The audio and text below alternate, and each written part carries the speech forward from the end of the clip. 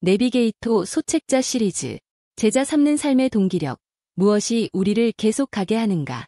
우리는 이 시리즈의 여정을 통해 신앙의 본질이 결국 제자가 되고 제자를 삼는 것에 있음을 계속해서 배워왔습니다. 우리는 예수님께서 이 땅을 떠나시며 우리에게 남기신 마지막 명령이 바로 너희는 가서 모든 족속으로 제자를 삼으라는 것이었음을 알고 있습니다. 이 부르심의 위대함을 깨닫고 많은 사람들이 뜨거운 열정으로 다른 사람을 돕고 양육하는 제자 삼는 사역을 시작합니다. 그러나 시간이 지나면서 그 뜨거웠던 첫마음이 점점 식어가는 것을 경험하게 됩니다. 내가 돕던 사람이 나의 기대를 저버리고 떠나갈 때, 나의 헌신과 수고가 아무런 열매도 없이 느껴질 때, 우리는 깊은 실망과 좌절감에 빠져 내가 과연 이 일을 계속할 수 있을까 하고 자문하게 됩니다. 오늘 우리가 함께 나눌 짐 화이트의 책, 제자 삼는 삶의 동기력은 바로 이 지쳐버린 우리를 위한 책입니다. 이 책은 우리가 이 길고 어려운 제자 삼는 사역을 포기하지 않고 끝까지 완주하게 하는 결코 마르지 않는 동기력의 근원이 어디에 있는지를 우리에게 가르쳐줍니다. 저자는 먼저 우리의 동기가 어디에 뿌리를 두고 있는지를 점검해야 한다고 말합니다. 만약 우리의 동기가 사람들의 필요를 채워주는 것이나 그들이 변화되는 것을 보는 것에만 있다면 우리는 쉽게 지치고 말 것입니다.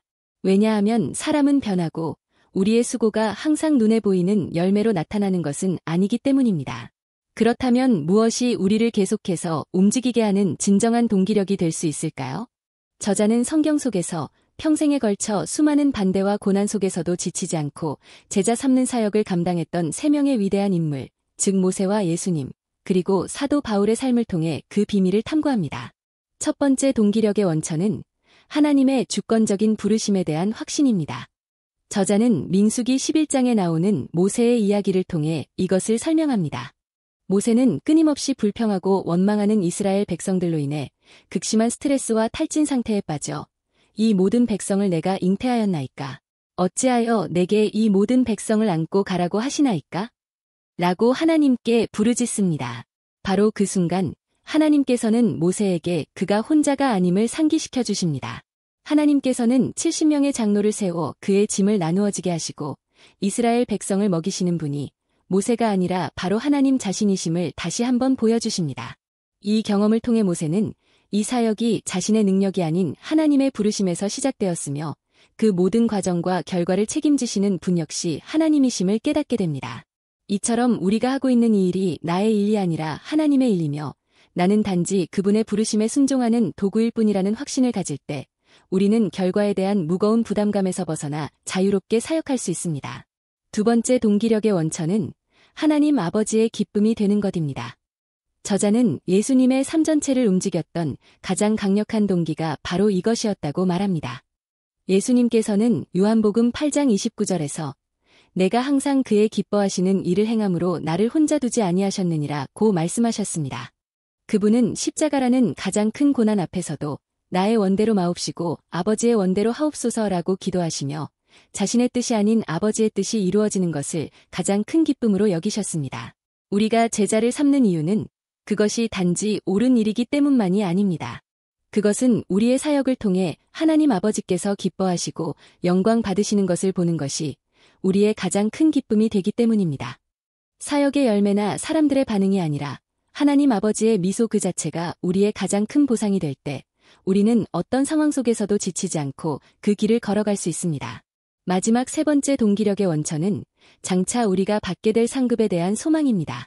사도 바울은 데살로니가전서 2장 19절에서 자신이 양육했던 데살로니가 교인들을 향해 이렇게 고백합니다. 우리의 소망이나 기쁨이나 자랑의 면류관이 무엇이냐? 그의 강림하실 때 우리 주 예수 앞에 너희가 아니냐? 바울에게 있어서 그가 겪는 모든 수고와 고난을 이겨내게 한 힘은 바로 주님께서 다시 오시는 날 자신이 눈물과 기도로 세웠던 바로 그 영혼들이 자신의 영원한 기쁨과 자랑의 면류관이 될 것이라는 소망이었습니다. 이것은 우리가 이 땅에서 겪는 모든 수고가 결코 헛되지 않음을 보여주는 위대한 약속입니다. 우리가 한 영혼을 위해 쏟는 시간과 눈물, 그리고 기도는 마치 하늘은행에 영원한 보물을 쌓는 것과 같습니다. 비록 이 땅에서는 그 열매를 다 보지 못할지라도 장차 주님 앞에 서는 날 그 모든 수고에 대한 영광스러운 상급이 우리를 기다리고 있다는 소망이 우리로 하여금 오늘의 어려움을 인내하게 만드는 것입니다. 결론적으로 이 책은 제자 삼는 삶의 동기력이 우리 자신에게서 나오는 것이 아니라고 말합니다. 그것은 전적으로 하나님께로부터 오는 것입니다. 내가 이 사역을 시작했다는 하나님의 부르심에 대한 과거의 확신, 이 일을 통해 하나님 아버지를 기쁘시게 한다는 현재의 기쁨, 그리고 이 수고를 통해 장차 하늘의 상을 받게 될 것이라는 미래의 소망. 바로 이 세 가지가 우리를 지치지 않고 제자 삼는 삶의 길을 걷게 하는 거룩한 동기력입니다. 혹시 지금 다른 사람을 섬기고 세우는 일에 지쳐있지는 않습니까? 당신을 움직였던 첫 동기가 무엇이었는지 다시 한번 돌아보십시오. 그리고 당신의 시선을 사람이나 결과가 아닌 당신을 부르시고 당신을 보며 기뻐하시고 마침내 당신에게 상 주실 신실하신 하나님께로 다시 고정시키십시오. 그럴 때 당신은 다시 한번 새로운 힘을 얻고 이 가장 위대하고 가치 있는 사역을 향해 달려나갈 수 있을 것입니다. 삶을 위한 적용과 실천. 첫째, 나의 사역 동기 분석하기. 당신이 현재 참여하고 있는 교회 봉사나 사역, 혹은 다른 사람을 돕는 일의 주된 동기는 무엇입니까?